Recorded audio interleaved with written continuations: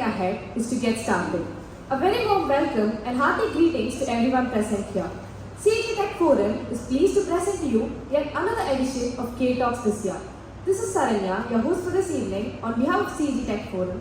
I now request everyone to stand up for the Tamil Taiwan.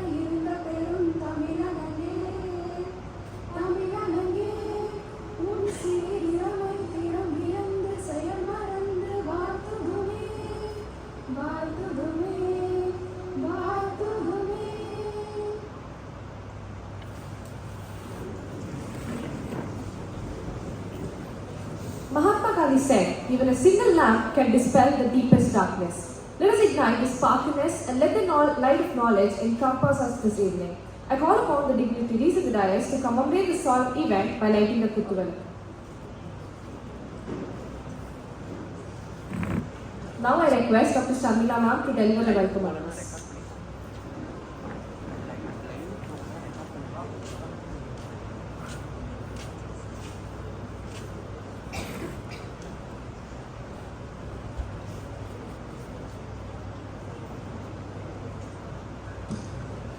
Very good evening, and it's a great day for us because Kurukshetra 23 started, right? We have got that feeling now, right? With the new year, our Kurukshetra is going to be a very new for all of us, and it is going to blast in April 2023. With that assurance, this first initiative, maybe I think this would be the first initiative of the Invited Talks series. So that itself is a very creative idea by the Kurukshetra team. So I congratulate the entire Kurukshetra team for doing a very good show, right? And they have invited today two eminent speakers who are actually going to give you brainstorming sessions and make you feel that you are more responsible citizen because it is being organized by the creatives and initiative team.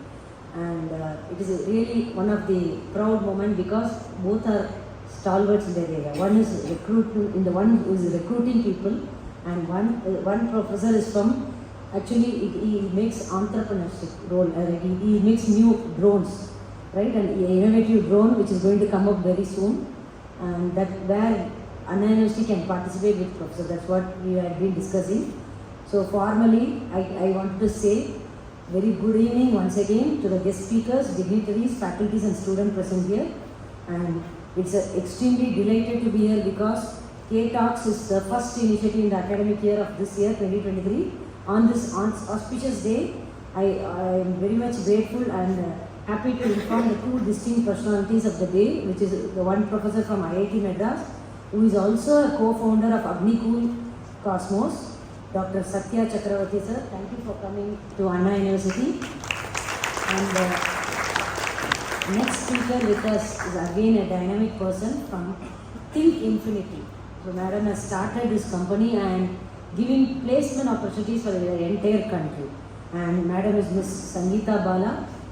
Thank you for coming all the way and making us proud to be here. So I have tremendous pleasure and pride in saying that CEG Tech Forum, it's a student-run organization.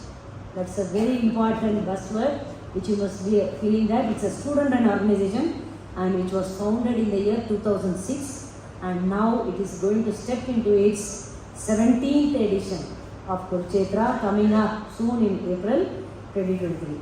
Kurukshetra is the first student-organized festival to be honored with UNESCO patronage, so that is a proud moment for us. We have got a UNESCO patronage, and CTF's operation has been developing projects from nascent ideas and transferring them into effective products and startups. So this is one line I have told you, effective products. So I have also briefed to the speakers. So you have done a lot of green initiatives like collecting waste to wealth and making E for educate, etc., etc., etc. So I wish 2023 batch also to do something remarkably new. The innovative heads have to meet both the speakers because they are having a lot of ideas and I could feel that they are very responsible to the society. Professor from IIT Madras really appreciated when people are doing something for the society. And I am very sure CPF is doing that same role. You are doing actually for the society a lot of new things which actually going to help our society to make a greener society, etc. Right? So finally, I wish once again a great success for this K-Talk, and I wish all of you stay till the end and learn the complete essence from both the speakers so that you are going to be the budding future engineers who have to practice in your life and kindle more such engineers coming up, a responsible engineer for the society. So that is a very important thing. Everybody is an engineer, but are you a responsible engineer? That is a question with complete knowledge of technical insight as well as social responsibility, economic responsibility, etc., etc. Right? So I thank this opportunity, the CEG Tech Forum, for asking me to introduce two of the speakers, and I don't want to be in between the two speakers. Thank you once again.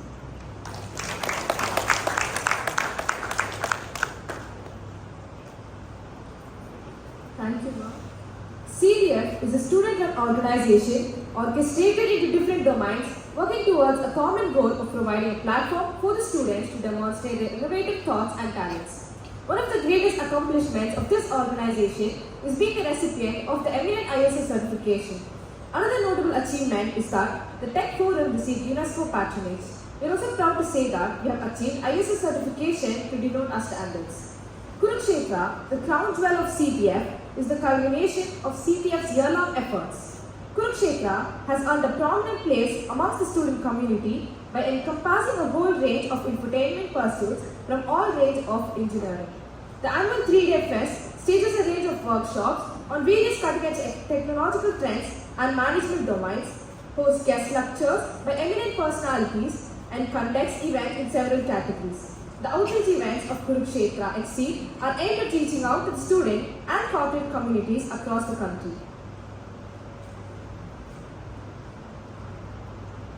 We now request Mrs. Sharmila ma'am to present a memento to Dr. Satya Chakravarthy.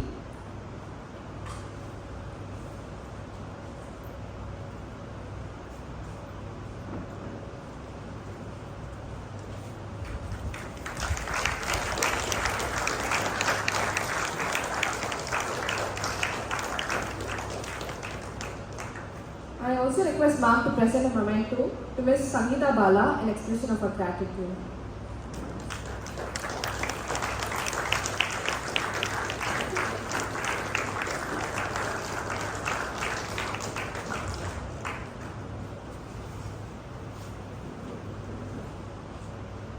Dr. Satya Chakravarthy is a professor of aerospace engineering at the IIT Madras. He is a lead co-founder and technical lead of the E-Plane startup, director of Aerostro Willows, director of Extra Fuels and Energy startup, shareholding advisor to Galaxy startup, and also part of TUTI Hyperloop, a startup company to commercialize the technology.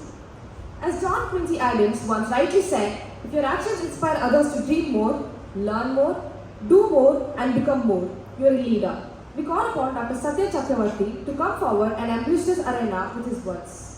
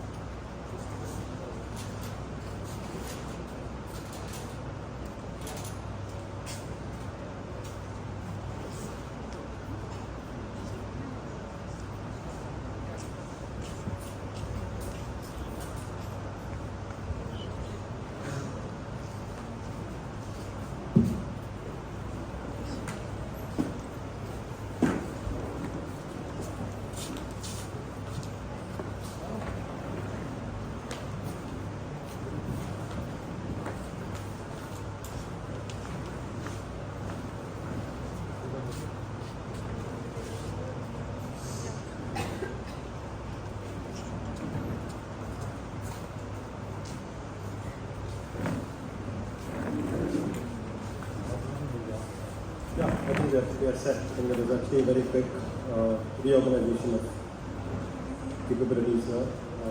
So let me just get started without further ado. Thank you so much for having me here. Thanks for calling me to give a talk. When I wanted to, when I was called upon this, I asked them, what do you want me to talk about? And that's why I'm talking about this. If you want me to talk about electric planes, that could be another time. If you want me to talk about rockets, third time. If you want to talk about something else, yeah. So I can keep coming and talking, not a problem. So this is about Hyperloop today. So what is Hyperloop? So it's the next big thing, as you will always hear about. And we call it the fifth mode of transportation. So in fact, the first time my father actually heard about me working on Hyperloop, it came on TV, and so he said, actually I'm coming on TV, and then so he started looking at it. The first question that he asked me is it a train, is it a bus, is it a plane, or whatever, right? So and then I started scratching my head and said, none of these, and right? So and that's why it's actually called the fifth mode of transportation. It is not neither road, nor rail, nor air, nor sea. So that's the first one, what it is, minimizing energy loss. So what, and I will explain this a little bit more. Let's go through these the points there.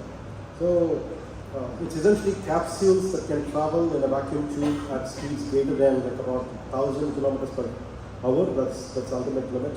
Maybe about 1,200 is kind of limits that people are talking about today.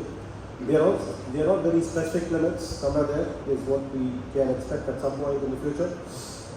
So obviously we have to actually travel at speeds that's greater than the airplane. Today that's actually the fastest mode of transport. But it's more important for us to actually do this at the frequency of metro trains. In fact, I call this the intercity metro. So is it possible for me to actually go from Chennai to Bangalore in 15 minutes, Bangalore to Pune in another 20 minutes, and to Pune to Mumbai in another 5 minutes? That's the kind of, so think about like going around India in about this evening and coming back. Right? That's the kind of thing that we're talking about. So the feasibility and scalability of the concept have been demonstrated on multiple occasions. You can see some pictures of how this all started. In about 2013, Elon Musk released the Hyperloop Alpha white paper, and subsequently, I think about 2014, 2015-ish, don't remember that at the moment. 2017, actually, you can say is first SpaceX pod competition accelerated the growth of this ecosystem around the world, also in India. And in 2020, the first human test of a fully functional setup of what was actually called Hyperloop 1, then it was called version Hyperloop 1. It's now back to being called Hyperloop 1. So this is actually a picture that I made myself to understand how it fits in with what we already know. This is the problem of actually being old. The problem with being old is that we always have this problem that we have to relate it to what we already know. If you're young, you don't have the problem. So you don't have to worry about what you already know because you probably don't know much. That's actually a great thing. So you can actually start doing new things. Right? So here, we are actually trying to relate to what we already know. So fundamentally, we are actually talking about removing 2 points of friction in our movement. In fact, it takes us back to Newton's first law. Newton's first law is something that we always, mug up in our 9th standard or 10th standard, whenever that is, and just vomit it in the exam. We never actually have a formula to use, like an F equal to MA that comes out of Newton's second law. Right? So of course, if you have a formula, you will actually plug numbers and then solve problems, get marks, pass, get degrees, and so on. Here, you just have to mug it up and then, reproduce it, forget it. So that's the other thing. Right? So Newton's first law, if I remember, states that if I actually have something that's in a state of rest or of uniform motion, it will actually continue to be so unless actually there is an external force. So most of the time we actually need some kind of an external force to keep going, right? So it's also true in our lives, right? So if we have to keep going, somebody has to keep pushing us. Like parents have to push us, girlfriend will have to push us, wife will have to push us, daughter will have to push us, and so on. Right? So very similarly, like when it's an automobile or train or a plane or whatever it is, you have engines, you have propulsion, one of those things. Why? Because there's always friction. We are always trying to be impeded by something. And on a ground-based transportation, for example, you have wheel friction is actually a huge thing. The next thing is you now try to overcome this wheel friction or bear with wheel friction and try to go faster and faster. Air friction will become like an important thing. So you have to worry about, can I also beat air friction? So if I can levitate, right, like a Himalayan yogi, right, and get off the ground, then I don't have the wheel friction. Then since I don't have the wheel friction, I can actually now go very fast. And if I start going very fast, then actually I'll be hit by air friction.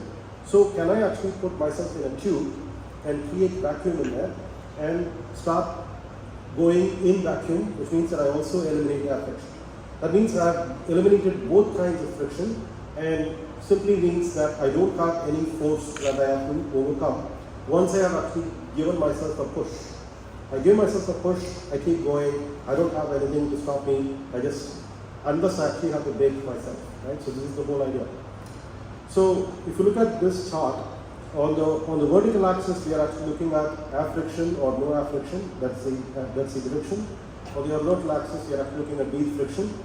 So the bottom left, the top right quadrant the bottom left quadrant is actually where the story starts. So typically if you now look at normal trains to high speed trains, they do have both air friction and wheel friction. If you want to remove wheel friction, you actually get into what's called as maglev trains. The maglev trains still suffer from the problem that they have a significant air friction because they are going too fast, and air friction becomes important to solve for. And therefore, you now have to remove the air friction, that you put a tube around and evacuate the tube and almost literally fly in a vacuum. And that's what makes you Hyperloop. Nobody really talks about having a vacuum tube with wheel friction. So wheel friction is more than air friction. So first thing is to actually remove that in maglev. Next thing is to remove air friction in Hyperloop. Nobody bothers about actually running a vacuum tube with wheels and overcoming air friction when you still have wheel friction. So that left-hand side top quadrant is actually not implemented at all.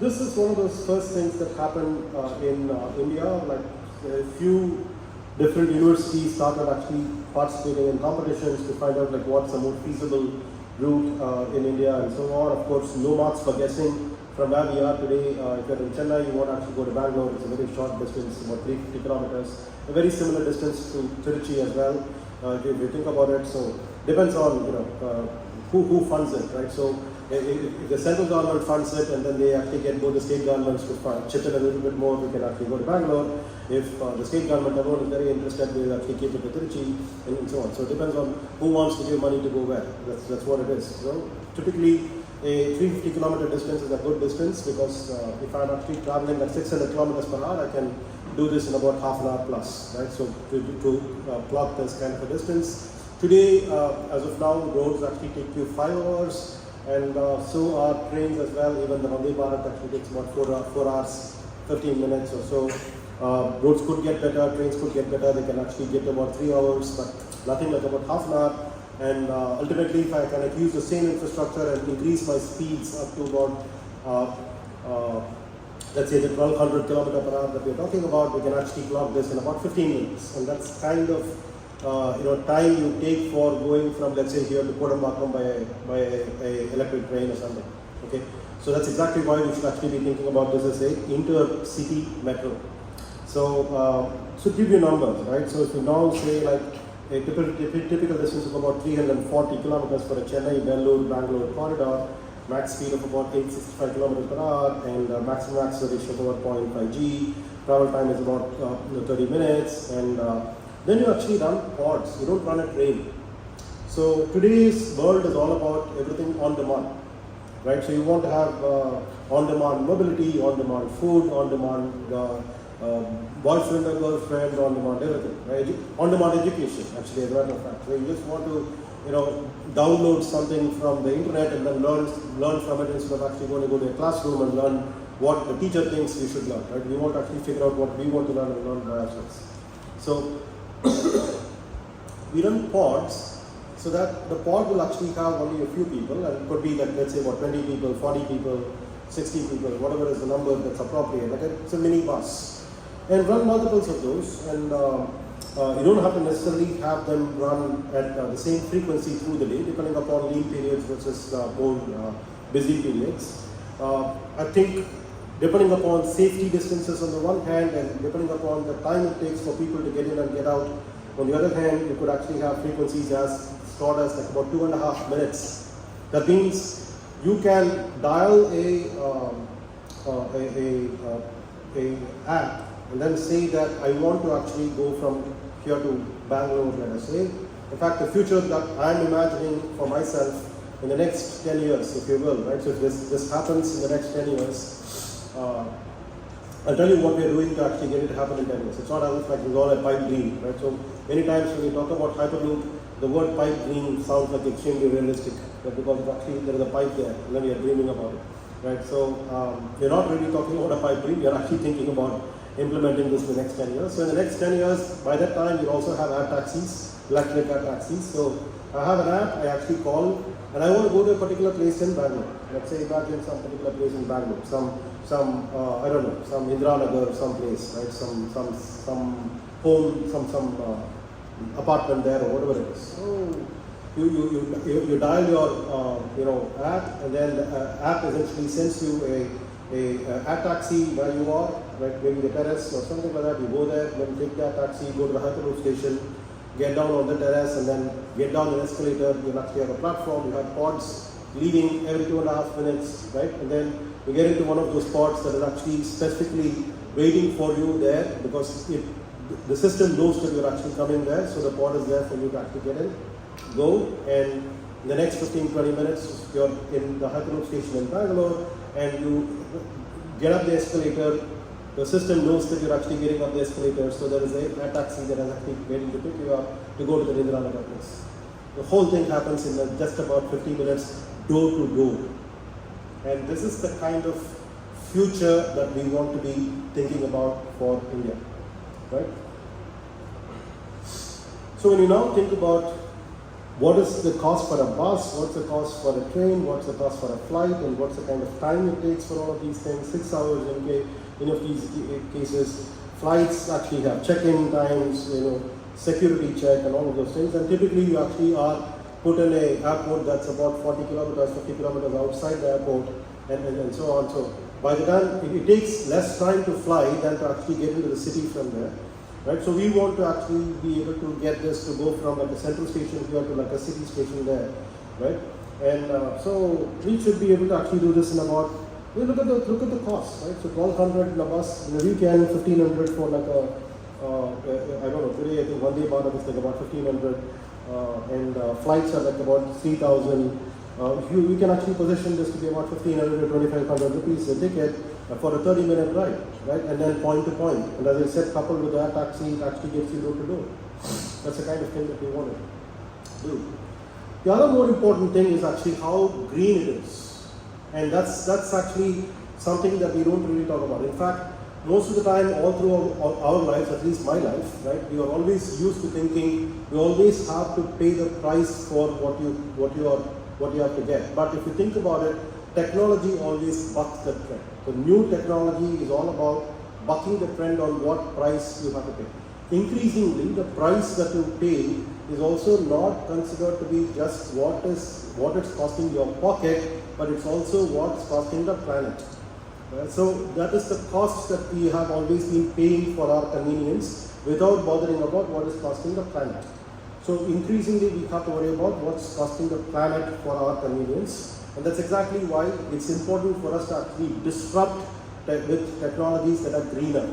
So going faster does not necessarily mean that you will actually burn more fuel and pollute the planet or warm the planet more, right? We can actually do this all with the kind of solar energy that's available on the rooftop of these tubes, because you have sufficient real estate that you're creating for yourself that you can get all the power that's required for you. So that's actually the energy balance that this talks about. Just to give a brief history, I think August 2013 is the white paper. 2014 is actually when Virgin Hyperloop 1 was founded. Originally called Hyperloop 1. Virgin Atlantic actually acquired stakes in it to call it Virgin Hyperloop 1. They have now given away those stakes. It's back to calling it just Hyperloop 1. Then 2015 is when space export competition happened, and 2017 is when Virgin Hyperloop actually started testing their Hyperloop in the test facility, and around the same time you also have a number of startups that have actually started emerging, like a Hard Hyperloop or a Zeleros, and so on. So interestingly, I think the Indian Wild Base is actually working with us at IIT Madras and the startup that we have and the student team that we have to be talking to Zeleros or talking to Hart. Yesterday I had a meeting with Zeleros. Monday we're actually having a meeting with Hart to see if we can actually collaborate and start doing some projects in India. That's actually latest news. You can go and put it on social media saying Chakravarthy said so, and that will actually clock you lots of likes. Just to give you some tips there. Right? And yeah, so let's actually look at passenger Hyperloop. I think I'm going to skip a lot of slides because this is supposed to be like a long wind-up thing. In fact, it will be more interesting if I can skip slides. You can actually pick up some keywords over here and then pick those up and then ask me questions if you have. That will actually make it more interactive, right? It's sort of like rushing past the question paper in an exam, so you actually pick the questions that you can ask, and hopefully I can answer. And of course, I'm hoping that you're not giving me marks and passing me and stuff, right? So I'm going to skip all these,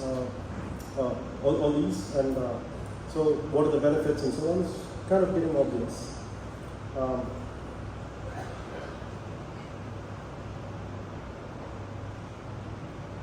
Yeah.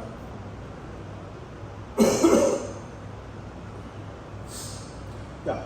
So one of the things that's happening around the world today is people beginning to understand that you probably have to do this with freight or cargo to begin with rather than people. Although the biggest value proposition is actually with people, because people are the ones who value time. There is a lot of cargo that actually takes forever to get from one place to the other. Nobody cares. All right. There is some time critical cargo. It could be like some medical stuff like organs and or I don't know, maybe even vaccines and so on. We have figured out how to store them and all that stuff. But maybe you need to rush medicines to some place and so on. But it's not always like it's not so commonplace. So unless they actually have a contrived need for or overnight deliveries, that's another thing that is an emerging thing in e-commerce. There are I think as I'm skipping slides, you will actually see one of those points made that there are customer surveys that actually point out that people are willing to pay 50% more than the current price point for an overnight delivery. You actually place an order in Flipkart or Amazon or any of those things, and it arrives about 1 week later, whereas you say, I want it like tomorrow, right? You actually are willing to pay 50% more. Can I actually use a Hyperloop to send it? That's a question that we will have to ask. So the corresponding picture that we had about so many pods, 2.5 minutes leaving and all that stuff translates to like a capacity of about let's say 7,500 kgs per pod and about moving so many tons, like 1,000 plus tons, and currently, for example, trains do like about 2,200 tons for a similar sector, right? So that means that we are actually getting pretty close to what a train can do, and that's not so easy. So the value proposition here is that we could actually be more expensive than what trucks and freight trains can do, but for important goods, let us say, right? So we are also actually looking at many specific applications here. For example, Chennai Port, for example, is like one of the oldest ports in the country, and I don't know how many of you have actually driven by the Chennai Port. It's pretty amazing that it's actually right in the middle of the city, right? As you just keep driving, you suddenly see the port of Madras, and you're like, oh my God, that's like a port in a city. Right? That means that the city has actually grown so much around the port. The port does not really have much space to expand as more and more ships come and then dock and berth and unload their containers and all that stuff. So where will they unload their containers? Right? They get clogged. So is there a way by which I can actually take away these containers right away as and when they are actually getting berthed and locked, so that I can take it to somewhere else?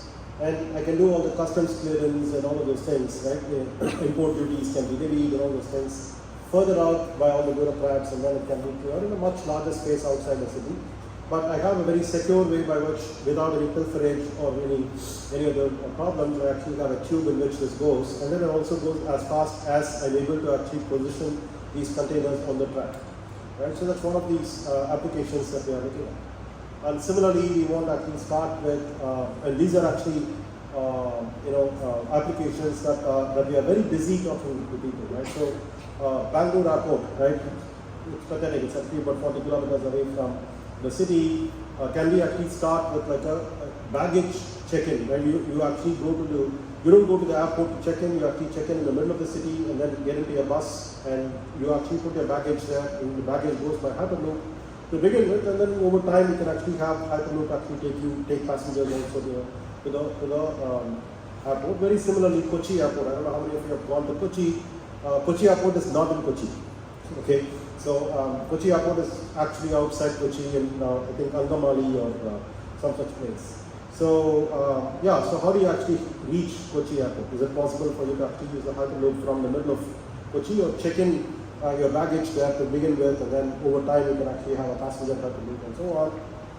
Chennai is actually going to join this illustrious club of having airports outside the city, right? So we are talking about this Parandu airport that's going to be like not in Chennai. Okay, so and then what do you do with this Meenambakam airport then? So is it possible for you to actually have two of these airports connected by Hyperloop, so that these two actually become like two terminals of pretty much the same airport? The passenger who is actually coming into one airport, he just follows signs to the other terminal, gets into this Hyperloop, sits, fasten seatbelt, next 10 minutes, she is there on the other side, and then she gets out, and then she is into the other terminal. She doesn't even know that she has actually crossed about 40-50 kilometers in this process. Right? So it's all like one seamless airport experience for them. So that's the kind of thing that we are talking about.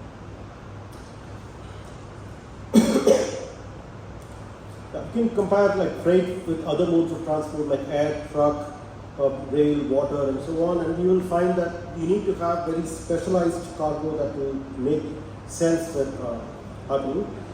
This is amazing, right? The economic opportunity here, right? So, for example, right? This is actually the same-day delivery, right, that I was talking about. Global same-day delivery market size is currently about $4.6 billion and is expected to grow whooping 20.3% in the 2020 to 2027 time frame. And according to a study, 75% online shoppers desire the same day delivery. Right? Is it possible for us to actually make that happen? And 40% online, this is more important. Right? You do a business, it's one thing to actually have the market size, but another thing is to find out like what is the paying capacity of these customers. 40% of the shoppers are actually willing to pay extra for the same day delivery. And little over 50% companies offer same day deliveries. Only a little over 50%, right, are able to offer same day delivery with technological difficulties. And this is something like very interesting, right? So for example, let's say there is something unique, some unique food is available in Chennai that you want in Bangalore while you're sitting there. Right? So these are things that I wouldn't have guessed these things as I'm, going through my life. Just this afternoon we had this meeting with TCS where they are actually talking about offering the menu in Taj Connemara of the menu of the chef's preparation in Taj, what is the thing called, Fisherman's Cove. So let's say, for example, a foreign tourist actually came on a vacation over the weekend, checked into Taj Fisherman's Cove, and liked a particular dish done by the master chef over there, and then during the week she checks into Taj Connemara for business, and then she finds that she wants that particular dish, right?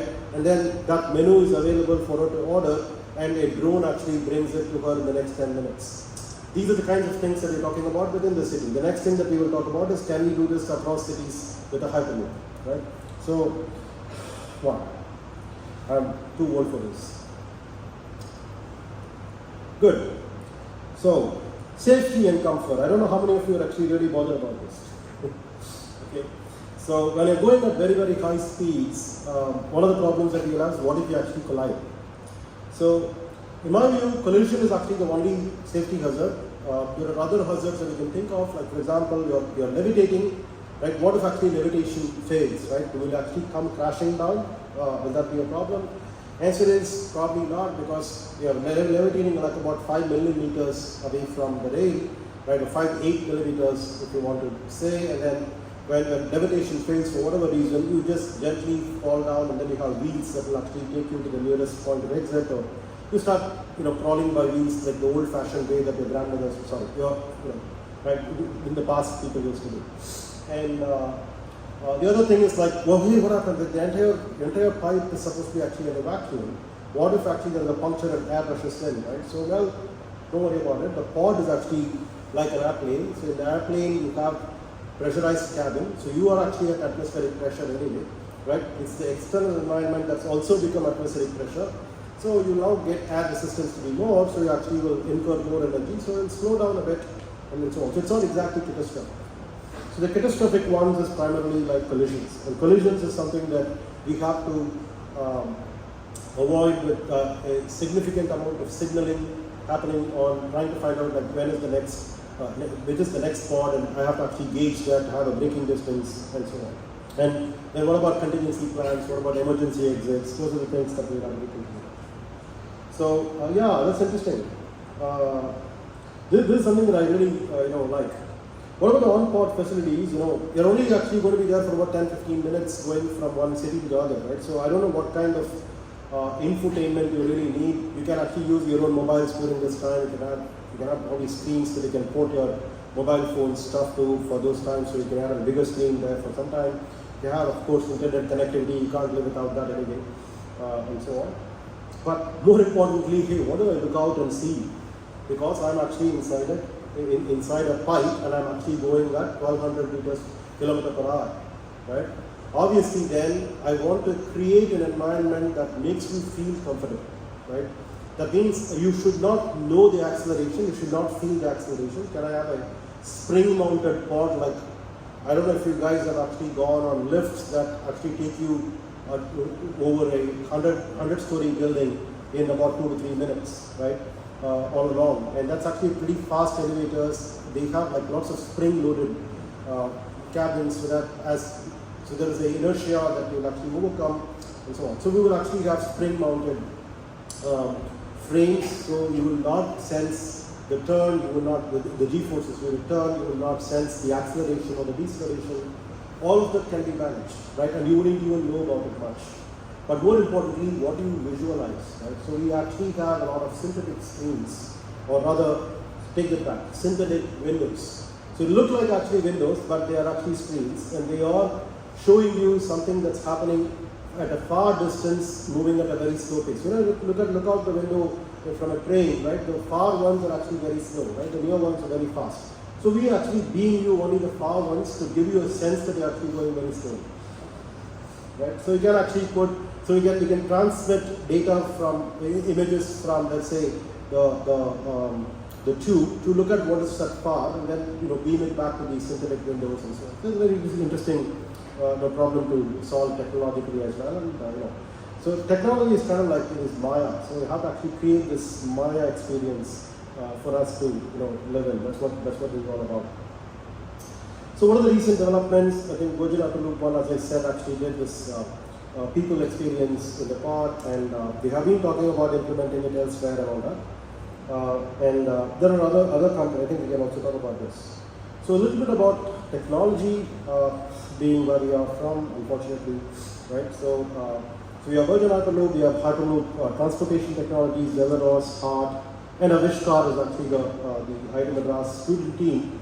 And so we actually look at what is the propulsion technology that we use, the levitation technology we use, braking and the vacuum and all those things. And then what is the kind of money that we spend. And so all of that stuff is over here. No marks for guessing who is the best in the world. Of course it's us. Not yet proven. That's a problem with Indians, right? So we're supposed to be the best, but not proven yet. That's where we are. Okay. So yeah. So talk a little bit more about propulsion module. There is linear induction motor. These are the things that you guys can actually pick up and see if you can do this. Also chip in and participate. So linear induction motor is what we are doing currently, but we have a linear synchronous motor or a linear switch reluctance motor which can be done on the track, so that we actually give one push to the pod and then let the pod actually keep going in vacuum without the wheel friction as well. And it just keeps going for like 700 kilometers if I have actually accelerated it over the first 2 kilometers. Right? That's the kind of thing that we could do. But there is no, life is never really as magical as what I'm painting. You will have some drag. So you'll have some air drag no matter what vacuum you have. And in fact, it's actually a balance between how much power I want to actually spend on evacuating the pod and maintaining the vacuum versus how much power I want to spend in overcoming a little bit of air resistance without having to evacuate it completely. Right? So we'll find that sweet spot working condition where you will have some amount of air, it's not absolute vacuum, but you also spend some energy on the pod with overcoming that drag. Plus you will also have something called a magnetic drag because you are levitating. So you have to overcome the air resistance as well as the magnetic drag with maybe a on-pod linear induction motor, but actually originally have a big push given by an LSRM or a LSM on the track. So these are things that we are looking at. Right now, Avishkar is actually doing a linear induction motor, but there are other companies which are actually doing. Avishkar is not a company, it's a student team. We'll talk about the company in a few minutes and so on. So braking, we are actually doing what's called as a contactless eddy current braking. We are also implementing regenerative braking. Those of you in the mechanical engineering will probably get goosebumps about these things, but that's kind of another part. Levitation. Levitation is actually the holy grail. How are we actually going to simply simulate something that's like a magnet? Electromagnetic suspension versus electrodynamic suspension, or a hybrid. Is it possible to actually have both permanent and electromagnets? These are things that we are actually looking at. Right now we are implementing electromagnetic suspension. The difference primarily is electromagnetic suspension simply means that if I switch it on, I actually can levitate in still air. Whereas electrodynamic suspension is because of the relative motion between the rail and the pod, as we now start pushing with, let's say, going on wheels, as I keep moving, I then start levitating. Right? The wheels then get off the ground and off the rails, and then we move. So there are pros and cons about both of them, high energy consumption, low energy consumption, and all those things. So we are right now doing EMS, we'll probably think about EDS next. The tube infrastructure is actually like the elephant in the room, as they say, because that's the one that actually has to extend mile on mile from one place to the other. You can choose to run like 20 pods, you can choose to run 40 pods a day, right, whatever it is, but even if you want to run one pod, you need the damn tube for the whole distance, right? That's actually going to be the super expensive part. So question is like, what is the tube material, construction material, and what is the vacuum costs that you're going to incur? And that's where the optimal thing is, right? Can I actually optimize between how much energy I'm spending on evacuation, how much energy I'm spending on overcoming the air resistance for whatever amount of evacuation I have done? So that will actually be the sweet spot pressure that we will have. Typically this pressure is somewhere between 200 to about 1000 pascals. It is actually not, it's a partial vacuum, it's not a full vacuum. So it's actually very doable. There are multiple options for the tube, steel tube, concrete sealants, composite tubes, and so on. Right now we are actually looking at a steel tube option. And then we have to worry about things like thermal expansion and vacuum systems and so on. Won't go you with all these details. You just have to trust right now that we have worked out these details and we are actually implementing it right now. We also have to worry about a little bit of aerodynamics. There is a little bit of air out there that will actually cause some drag. So we have to have this pod to be very streamlined and make sure that the drag is actually very, very less and so on. So here, for example, the inlet Mach number here is 0.4, so we get a drag of about 630 newtons for a blockage ratio of 38% and an operating pressure of 1000 pascals and so on.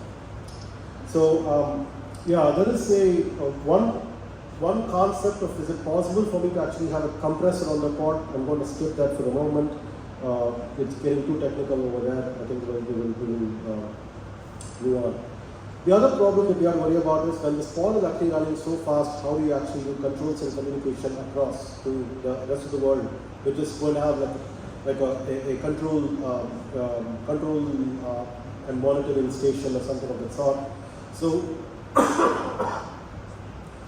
So we need to actually have an autonomous network, and we have to make sure that there is no electromagnetic interference in this and so on. So those are all issues that we have to tackle still. So you have to think about like Faraday cages and all that stuff. Yeah.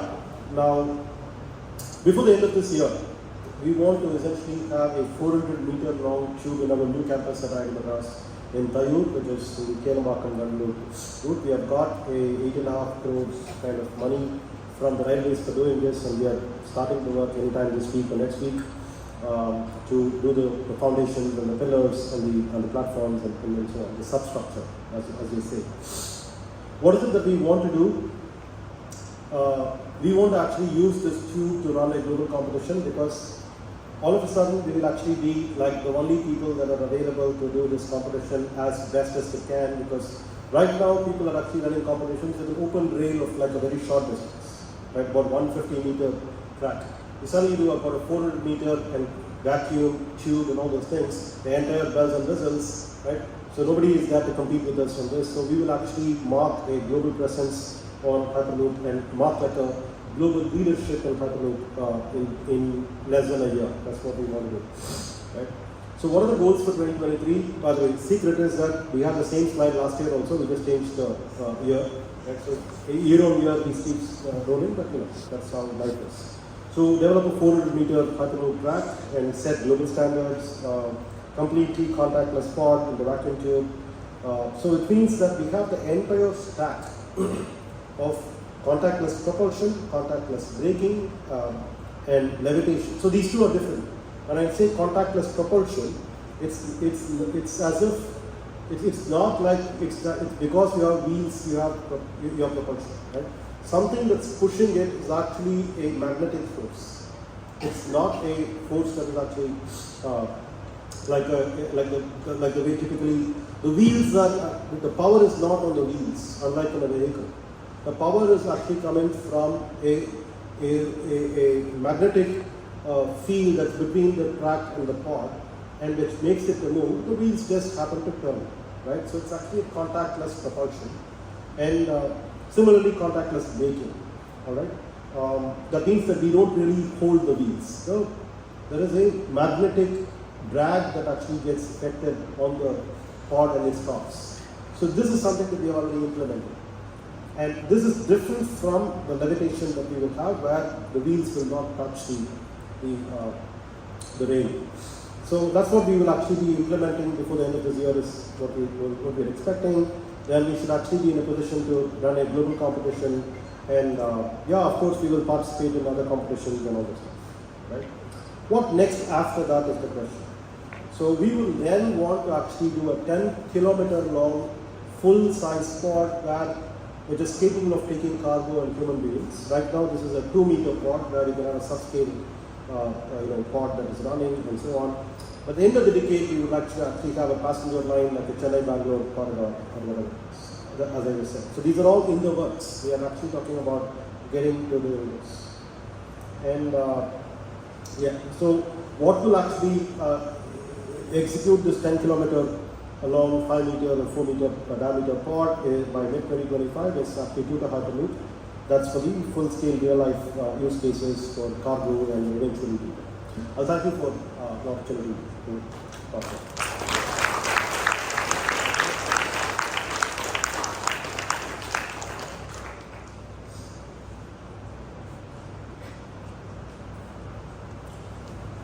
If you have time for questions, I can take questions. If not, thank you so much again.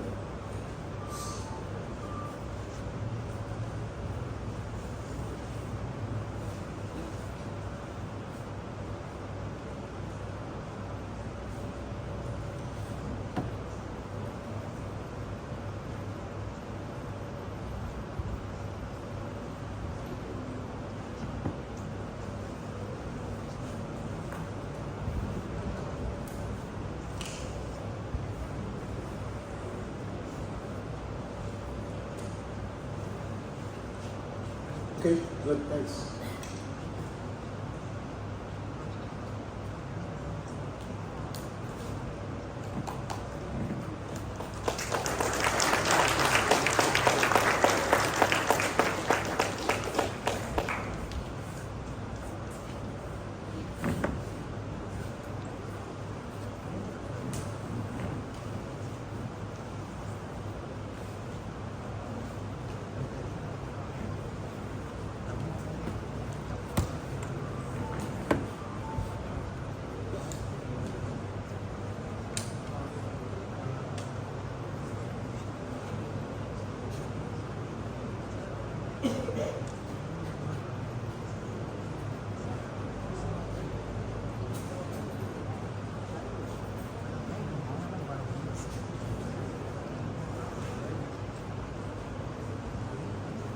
Thank you, sir, for the mind-boggling session. We have another guest for the evening. It's none other than the eminent entrepreneur, Ms. Sangeetha Bala. She is the founder and CEO at Thinkinfinity Technology, founder and managing trustee at the Again Foundation, and chairperson at Women in University Council, SICCI. A rare blend of passion and adaptive intelligence, Sangeetha Bala is a typical entrepreneur who knows how to turn challenges into opportunities. With a rich experience of 20 years in IT space, she has developed a deeper understanding of emerging technologies and how to make them an enabler of business growth. She is also a certified design thinking expert. I now request our guest of honor, Ms. Sangeetha Bala, to address the gathering and enlighten us on this special evening.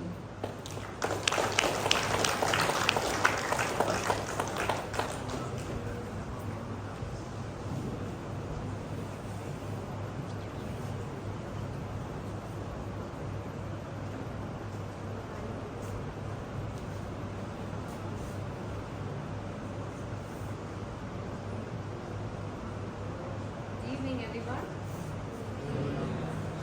I was asking for a hand mic. Too short. I may not be able to finish.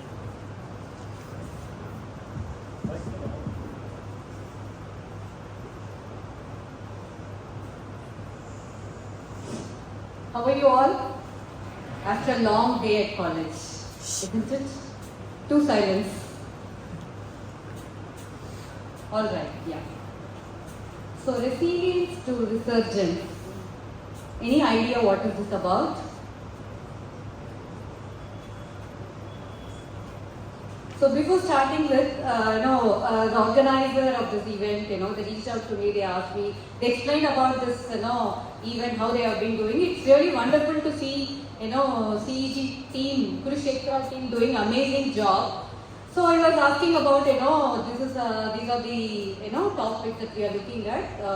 Which one you want to pick up, ma'am? Then, so I thought, okay, CEG students and technology, of course, yeah, you are, very much good at it. And it was a fantastic session by Satya Chakravarthy sir. Even I got to learn a lot of things. So I thought, okay, why not speak about leadership and management with my own experience. So I thought I'll choose that topic today because, from this market perspective, from the industry perspective, we CXOs at various organizations, if you look at my 20 years of journey in the tech industry, one thing we always feel is there is a gap when it comes to leadership, right? Like those were the days when I started my career, like 20 years back when I started my career, the concept was more about, hire and train. Now the trend has completely changed. We live in the world of, agile, technology has been very agile, technology is very much disruptive. The organizations want to train and hire. The day when an employee, they sit inside the organization, they want everything from them. So those days when we look at, leadership is something that, that is expected at, certain levels and above. But in today's world, it is very much necessity even when you start your work as a fresher. So let me start with my very own experience. I'll start with a small Zen story. So there was a father and son. The father asked the son to go around, look around the world, learn and come. And the son, he went away, he traveled around the world, explored different cultures, values, foods, all the areas. He came back after 5 years and he said, Dad, I've learned everything. The father asked, what did you learn? I know everything, I have explored everything in the world, from science, astrology, anything, agriculture, you ask me anything, I am the master of it, he said. The father was really disappointed. The father disagreed it, and the son again went back to the world, explored. This time he came back after 10 years. And the father asked, what did you learn? And the son was like absolute silence. So this time the father is happy, and over time the world celebrated him. So what is the very first thing here is, the more we learn, the more we know in the world, we realize we know very little in this world, right? Self-awareness. The very first thing to success is self-awareness with humbleness. So here I am going to share 5 hashtags that helped me in my entrepreneurial journey. So I'll be using the word entrepreneur quite often. It is very much, relatable to leadership. It's not just entrepreneurship. Today we look at, in the industry, entrepreneurial mindset is very much important. So entrepreneurial, you just, whether you want to start your own company, become an entrepreneur, or you want to work for a, top organization, whatever it is, your choice. I felt these 5 skills, which personality triad, these 5 personality triads is like the key secret of my success towards this journey. And as we always say, success, there is no destination, it is a journey. The very first thing is self-awareness with humbleness. Actually, I am so silent on our auditorium, the pace in the I feel very little disturbed. Let's make it interactive, right? So what do you see here? You can see some 3 acts of, who is he? Yes, let's keep it this way, okay? Just make some noises, just talk along with me so that I'll also learn from you guys. I can be able to get different perspective. So So you can see 3 acts of him, right? What do you infer from this?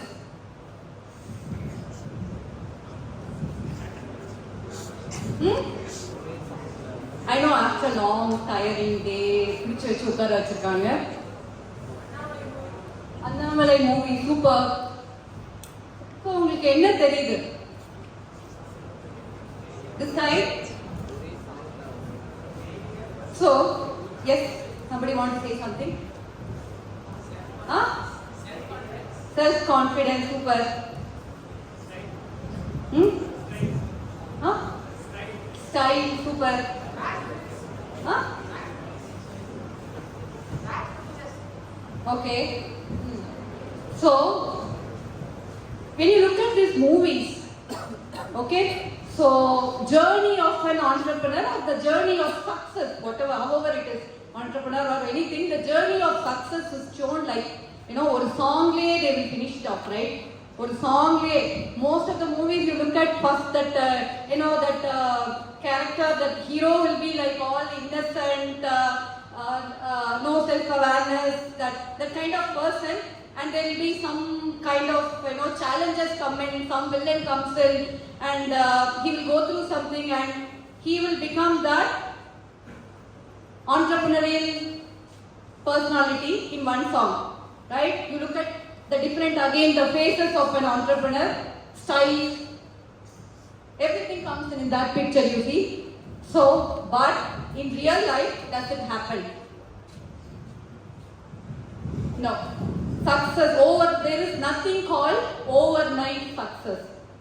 So you need to very clearly fix in your mind, when you move out of your, college, you need to very clearly fix in your mind and prepare yourself. There is nothing called overnight success. Let me look at this iceberg example. So what do you see in iceberg, on top of the iceberg? Okay. So leadership or the success is all about that. Now, when you look at a person, what you see outside is, the great introduction, everything. We only look at that and get inspired, right?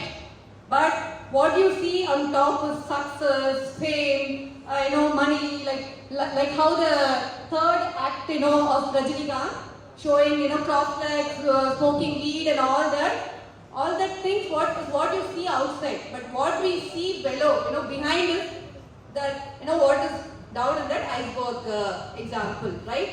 A lot of struggle, challenges, compromises, pain, learning, failure.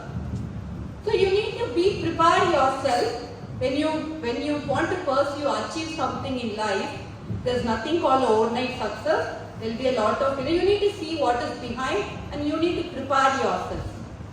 So I'll start with one of my story. So people know me as an entrepreneur in the last 16 years. I started Thinkinfinity, which is a tech organization, in 2016. People, started looking at me from then, or maybe from 2018, I would say. But before that, I've been experimenting entrepreneurship like last 15 years, I would say. So one of my experiences, it's a failure story, I'll say. So 2012, I started one restaurant business. I invested a lot into it. One fine dining restaurant in 2012, I started. I was working in Royal Bank of Scotland as a lead business analyst. I was leading the SME team, and it was like I was doing pretty well in my job, and I was so comfortable with my family. The work-life balance was so smooth and everything. I was doing so good at my work. But then I quit that job and I started my own restaurant, partnering with one of my friend in 2012. And within 3 months of the restaurant business, I had to shut down for various factors, so which we'll discuss about it later. So when I started that business, I felt I'm all okay, fine, yeah, I'm going to rock and all that. But within 3 months, I terribly failed. And imagine there's a lot of money I invested, and I didn't, and I didn't get the money from anyone. Like I didn't take the support from my parents or spouse or anyone. All my savings throughout my years of working, and I sold my jewels and I took loans from the bank and everything. I put so much of money in that business and I lost it. Just imagine how much depression. I literally went into depression. By then I took a 6 months break and again I came back into the corporate job. So that's the story. Next slide. And #2 is entrepreneurial intelligence. So when passion becomes your love, when you love what you do, money happens automatically. So if you look into the world, there will be always someone who are going to be unhappy with whatever you do, right? Whatever we want to do, there will be someone who will be unhappy about it. And there are like talkers. If you look into the world, 95% of the people fall into the first two categories, which is like critics and talkers. Critics, they don't do anything also, but whenever the others want to do, they are not going to let them do it. They are going to keep cribbing about it, demotivating that. The second group is, they always have something in their mind, heart, they want to do something, but they don't have the guts, the zeal to do what they want. And the third group is the doers. The only 5% of the people fall into that category who are the actual doers. And if you look at this 5% again, not all the entrepreneurs are successful, right? You see there are a lot of people who start their own, own business and they fail it, middle of it, say after 1 year, 2 years. Why is that so? The question is first, ignore about the first category critics, the talkers. You would have seen, your friends are someone who will be always talking about some idea, something, I want to do this, but they never take action. Why they are not able to take action? Or maybe the third 5% in the world, in that 5% there are a lot of entrepreneurs in the world or successful people again in the world, but only very few succeed in them. Why is the reason? The reason is like fear of failure, right? Fear of rejection. No available resources. What others will think about me? Will my parents will I be able to convince them? There can be many reasons, right? Basically fear. Correct? Yes, no? What stops them inside their mind is basically fear.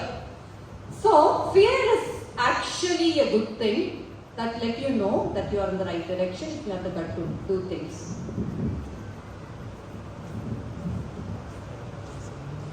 So the true test of leadership is how well you function in a crisis. So whenever there is a goal, you want to achieve something, the world is very competitive. There are, you always have that, race to, go chase things. Compassionate leadership is something that you should always, follow. Those were the days where we have that, aggressive leadership and all that. But with today's generation, I don't think aggressive leadership works anymore. It's more about, the more you think about being compassionate to your fellow workers, to your fellow, people, compassionate leadership works really wonders. So, as I said, fear is really a good thing, but when you do it in the right way, you really don't have to please anyone to get what you want to do. So that's what I felt. So, and innovation is something really, really key in this technology world. You need to be really updated. Innovation changes day by day. If you look at it, like when I started my career 20 years back, somebody they learn Java and they sit in the office chair for 10-15 years. That's enough for them. They'll be doing only that job.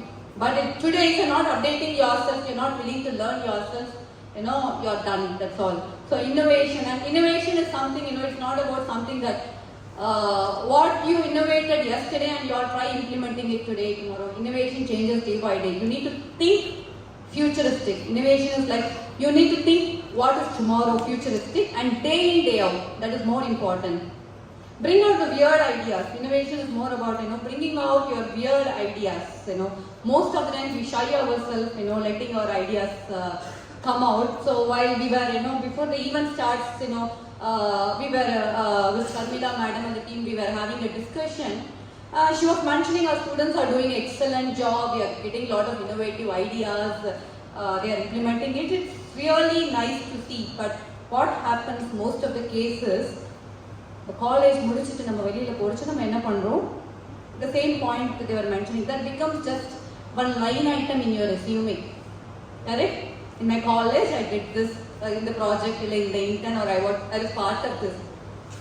And when you go to the job, you become routine with that job, you do the same work. Innovation should not stop you. Innovation, most of the people while they are in college, they find it, they are on top of it, but the moment they are out of the college, somewhere, I will not put the blame on the students, but with the ecosystem and everything, somewhere that will get diluted and get lost over time, and over time you lose the thinking capability itself. So make sure you keep your innovation fire on all the time. That is something key.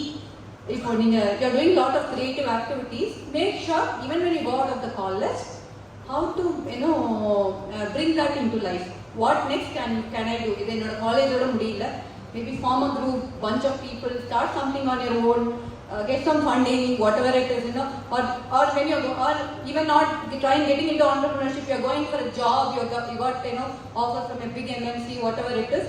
Just go, try to be innovative there, implement, try to express your ideas. Definitely no management will say no when you put things in front of them in the right way. Right idea is always appreciated, especially in today's disruptive world.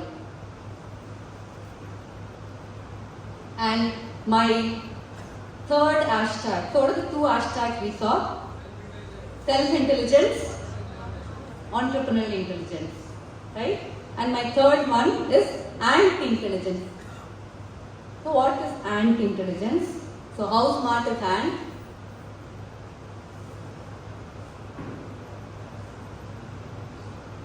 So I'm not teaching any leadership or management lessons, right? Okay, nothing from the textbook thing. These are all like purely out of my experience, which I learned over 20 years. There was no one to teach me, these are the things when I wanted to become an entrepreneur or something, over experiences, bad experiences, and all, you learn it over time. I wish, someone would have come and told me this 10 years back. But at least I'm happy I'm standing in front of you and helping you out, because most of the times technology, நம்ம எல்லாமே படிச்சு excel ஆகி நம்ம வெளியில வந்துடுறோம், but we lack in these kind of, skills, which is equally in technology. சூப்பரா இருக்கிறவங்க வெளியில வரும்போது நிறைய பேர் இருக்கிறாங்க, but the combination of technology and your, the other part of this, the leadership and your emotional intelligence together works well, and that will take you to the success path. You will stand alone. The crowd level, we need to stand up, Abdina. You need to have these skills along with your technicality. How smart is ant? Ant enna pannum? Teamwork. Fantastic. Yes. Just be silly. It's okay. I told you, bring out your weird ideas. Most of the innovation happens from weird ideas. Keep in mind. Never ever shy yourself to express something. Most of the time that happens. That happened in my case. I'm basically a thinker. I used to have a lot of thoughts running in my mind, but I always shy away to answer, thinking what others will think about me. Am I thinking something silly? That happens with most of us, right? Never ever shy away expressing your thoughts. Most of the time, innovation happens from weird ideas. Keep that in mind. Yes, and food. Save their food. Yes, super. And anything? You're right. Anything?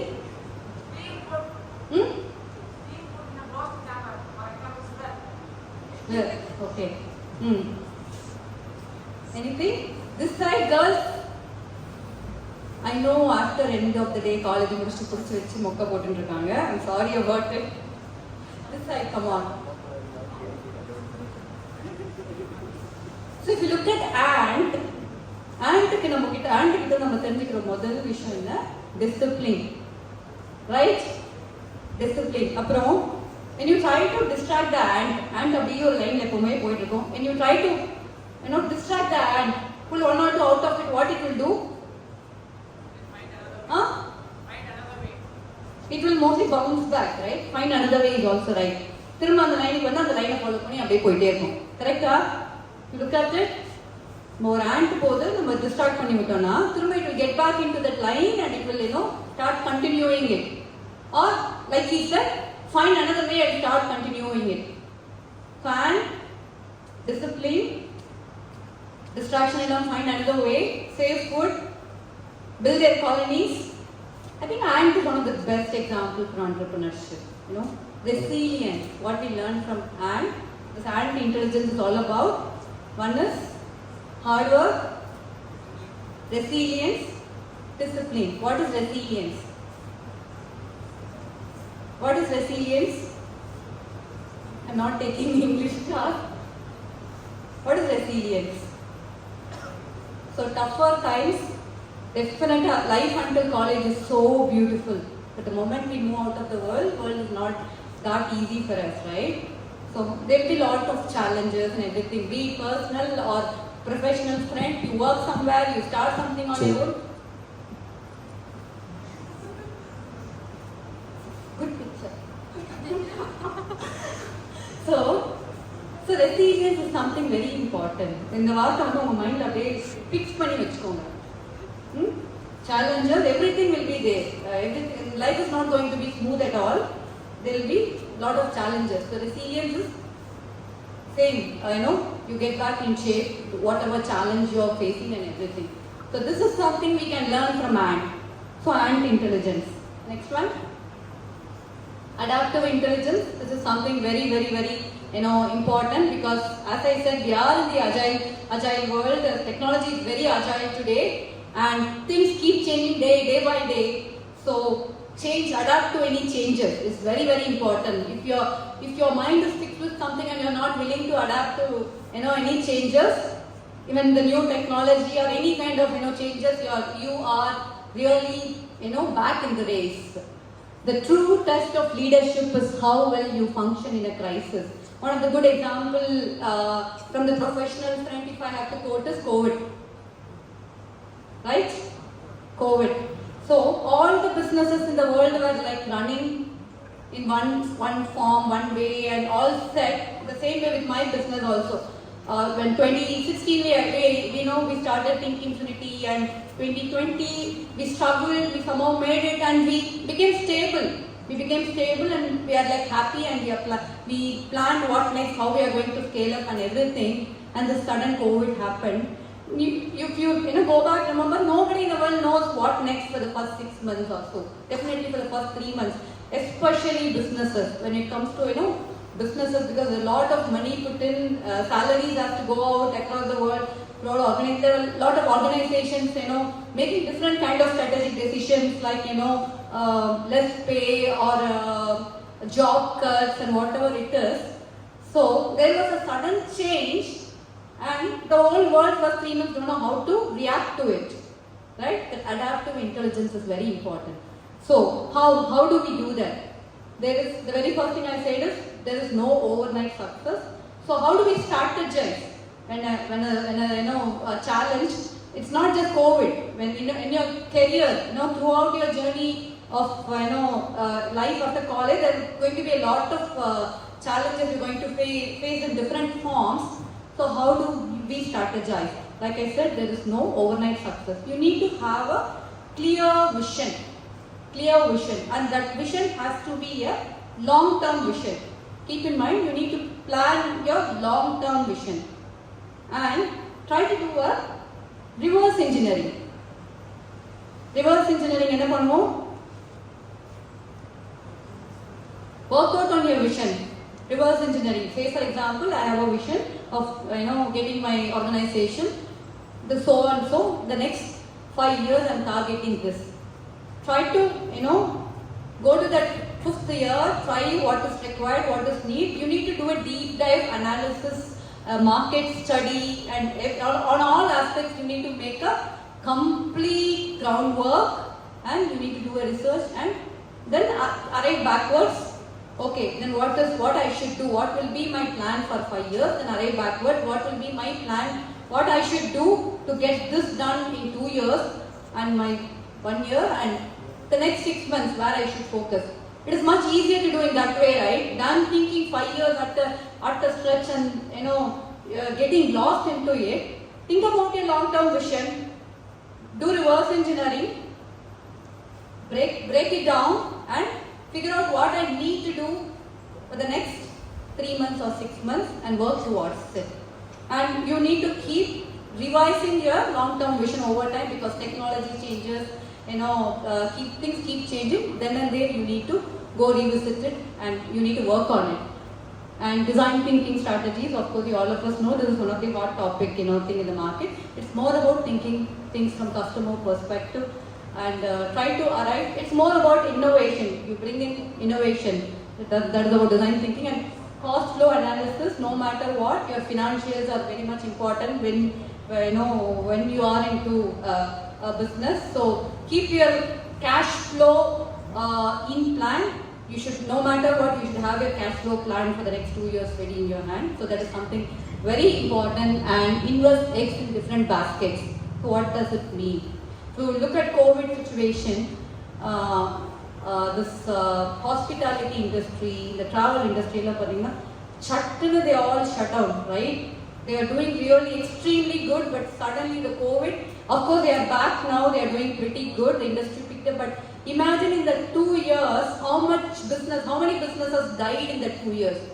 They would have taken, they would have made a lot of investment, effort and everything to bring the organization to some, at that extent, and suddenly there are a few businesses survived, but a lot of small businesses or this kind of thing that died during that COVID 2 years. So how do you strategize that? Invest X in different baskets.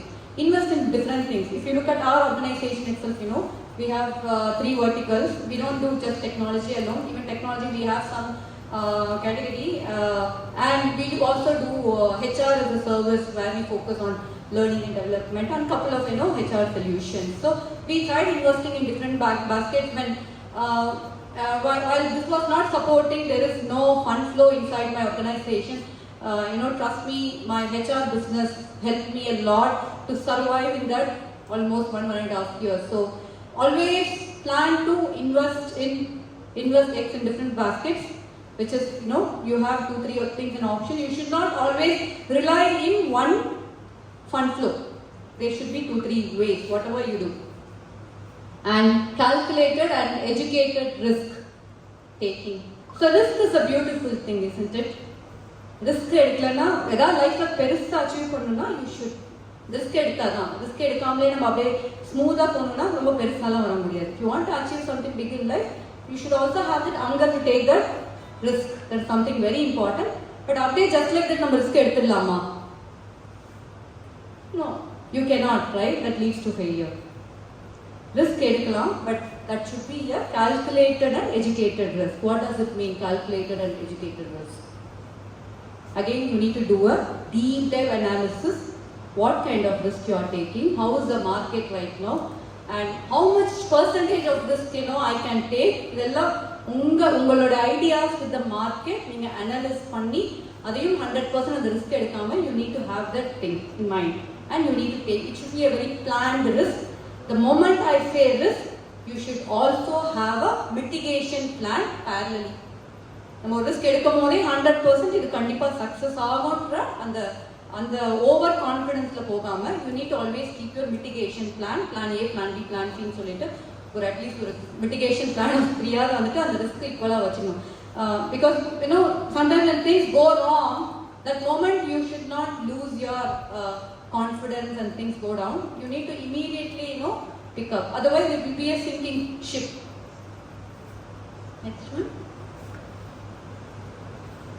This is something close to my heart. Social intelligence, which is your emotional intelligence.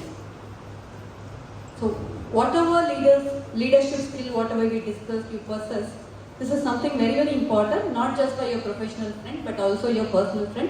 And most of the time we think emotions are all just reserved on the personal friend. But when you bring in the emotional EQ part into your professional experience, you can see a major change in it. And the rational benefit, I would say, it is your IQ, your intelligent quotient, which is, I could say, your technical skills. You are really good at your technical skills, you are doing wonders, 100 out of 100.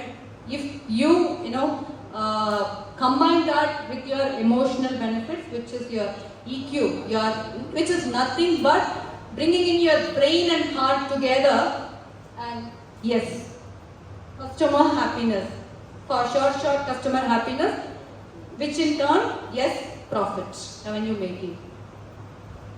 So coming back to my story, so why I failed in that restaurant business. See, failure is okay. I always feel failure is okay, but you need to fast fail, learn from it, move on, and make sure you don't repeat it. But that fast fail is very important, right? Now fail you should know, your instinct should tell, and instinct rather than emotional intelligence. Your instinct should tell whether this works or not over time. You cannot take really a long time and wait for the failure. Okay, failure is a good thing, you need to fast fail, learn from it, move on, and make sure you don't repeat it. So that's what I did it in my restaurant business. I made sure I jotted down what are the things. So in that business, when I look back, 2 main reasons I failed. One is, I didn't have a passion for that particular business. I started that business because I always wanted to become an entrepreneur since my college days, and there was an opportunity saying, you invest in this and you can make this much money. And I got, carried away, and my focus when I looked at it that time was making money. So my awareness at that point was business means money. I was always relating business with money.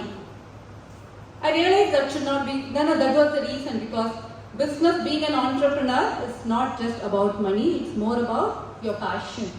You should do what you love, and you should love to do, whatever you're doing also you should learn to love. So the very first thing has to be passion. When your passion is driven with your purpose, money automatically happens. Passion should be driven with purpose. Passion should not be driven with profits. So in that business, my focus was just becoming an entrepreneur. Okay, I made sure the day one I invested in that, I put my papers in my organization, I made sure 3 மாசத்துல car வாங்கிடலாம், இது பண்ணிடலாம், அது பண்ணிடலாம். I was like flying high, but I terribly failed. Because I believe that காசு போட்டாச்சு, காசு திரும்ப வந்துரும். And I worked for it. And another thing is that domain itself is not my domain. It's not that restaurant business is bad. How much passionate about that business I am, and how much effort I made to learn that domain. That is something. So at that point, if you look at it, I have, self-awareness is low, which I said, no, business is equal to money. And another thing is, there is no passion. And another thing is, my EQ, my emotional intelligence was, I would say, even zero by that time, because I had all my resilience there. If you look at me, after that also, I had my resilience, I had my hunger of risk-taking, I had a high appetite of risk-taking, I invested so much and all that. I had everything for what an entrepreneur required. But my entrepreneurial skill set was little bit less there, especially my emotional, because it was one of the emotional decisions I made 3 months I shut down for various reasons, the EQ. So I gathered up all these learnings, and in 2016 I started Thinkinfinity. I made sure these things happen. So practice emotional intelligence. It doesn't happen overnight again. You need to consciously practice emotional intelligence.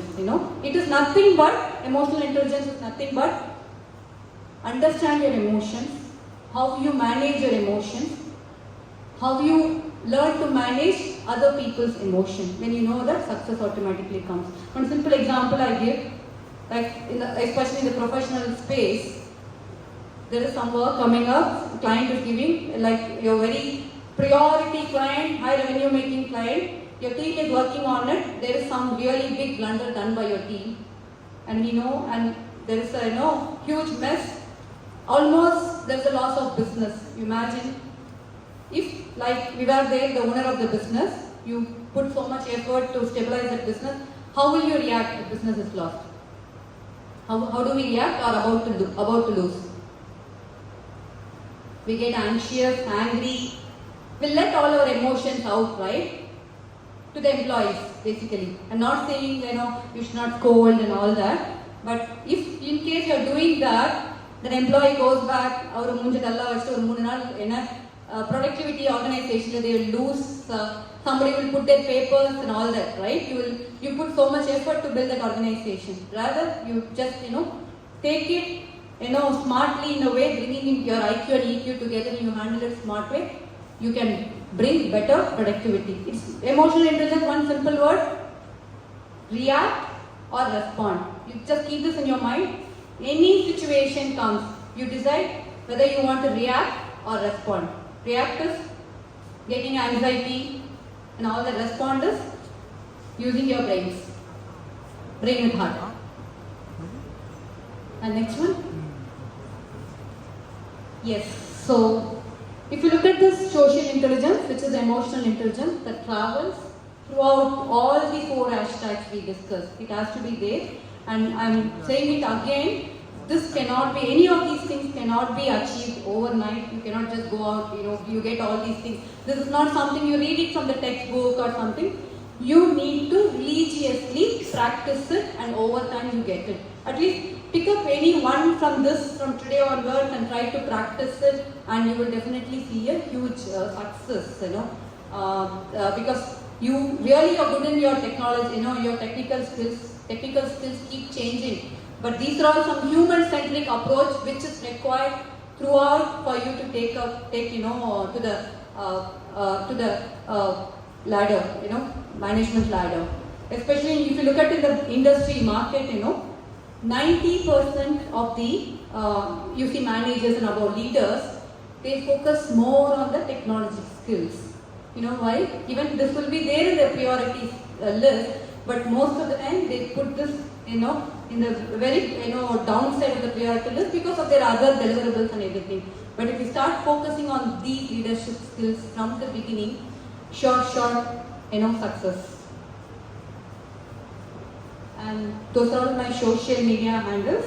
I'm very happy to connect with you all, mentor you in case of anything, and most importantly, watch you growing. Thank you.